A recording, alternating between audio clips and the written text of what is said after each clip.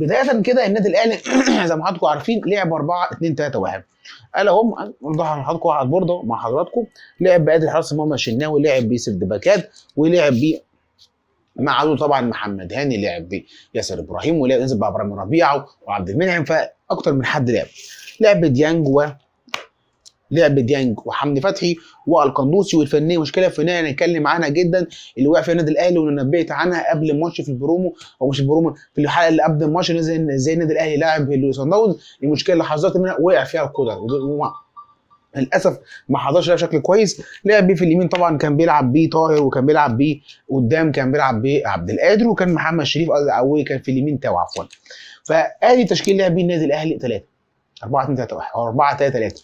ايه بقى المشكله الفنيه اللي عمت المشكله دي؟ يعني لما كان القندوسي بيزيد رقم 10 كان بيسيب وراه مساحات وما كانش بيدافع، فلعيبه الصن داونز بمنتهى الذكاء والحرفيه والتكتيكيه كان